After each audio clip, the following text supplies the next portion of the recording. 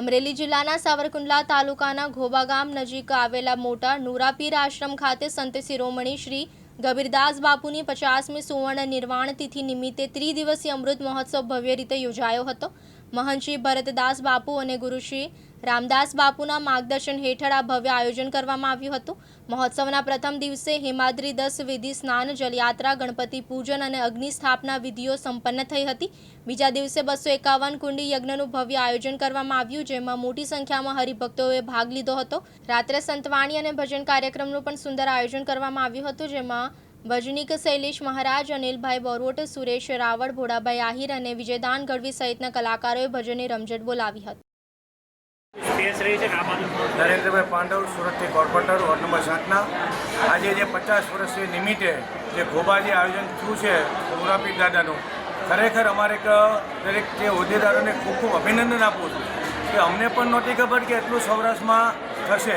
અત્યારનો જે ઉત્સવ છે લગભગ તો મને ખ્યાલ છે તો સુરતથી લગભગ દરેક જે ભક્તો છે તે ખરેખર લાભ લેવા આવ્યા છે અને બધાને ખરેખર ખૂબ ખૂબ અભિનંદન આપું છું।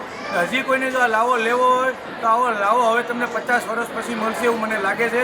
તો હજી આપણી પાસે એક દિવસ છે તો આપ દરેક ઘોબા આવો અને નુરાપીર દાદાના દર્શન કરાવો તેવું મારું આપને।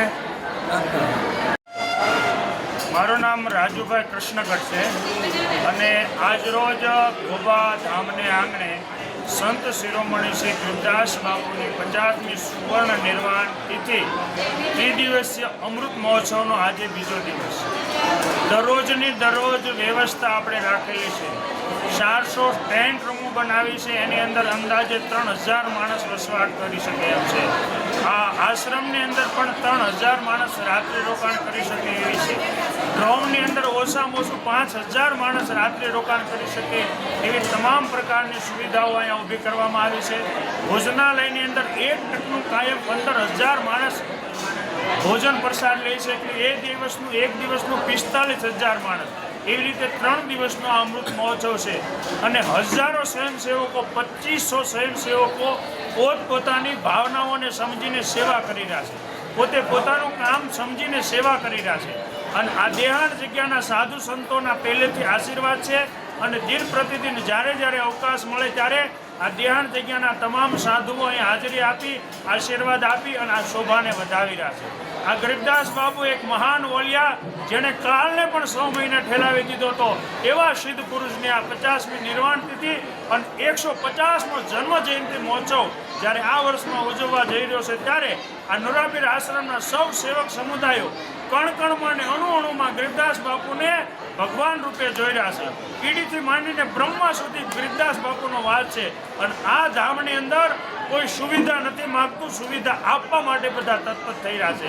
તો આવા ધામની અંદર હજુ કોઈ પણ એક દિવસ માટે આવવા માંગતા હો તો આવતીકાલે 101 દેહાણ જગ્યાના મહાન સાધુઓની ધર્મસભાનું આયોજન થવાનું છે અને આવતીકાલે ફાગણ સુદ નોમ 25/2/2024 અને બુધવારે ગબીરદાસ બાપુની 50મી સુવર્ણ નિર્વાણ તિથિ અમૃત મહોત્સવ ઉજવવા જઈ રહ્યો છે। તેમાં સૌએ ભાગીદાર થવા માટે એથી આહવાન કરવામાં માગીએ છીએ અને જે આવ્યા છે એને પોતાની જવાબદારીએ સેવા પોતાની કરી લેવાની છે અને આવતીકાલના દિવસોમાં પણ સંયમ શિસ્ત જાળવી અને આ મહોત્સવને સુવર્ણ અક્ષરે લખાઈ જાય એવી અમે પ્રાર્થના કરી છે। જય નુરાપીર। તેમજ રાત્રે સંતવાણીનું પણ આયોજન કરવામાં આવ્યું છે, તેને લઈને આપ શું કહેવા માંગો છો? દરરોજ રાત્રે નામી કલાકારો સાથે શૈલેષ મહારાજ હોય, જનક લેગડ હોય, જયદીપ સોની હોય, બટુક મહારાજ હોય, વિજયદાન ગઢવી હોય, આવા નામી કલાકારો સાથે દરરોજ રાત્રે સંતવાણીનો ત્રિદિવસીય 3 દિવસનો પ્રોગ્રામ પણ રાખેલો છે। એમાં અનેક આજુબાજુના ગામના લોકો અને મહાનુભાવો લાભ લઈ અને આનંદ માણી રહ્યા છે। રાકેશ પ્રજાપતિ, દિવ્યાંગ ન્યૂઝ, અમરેલી।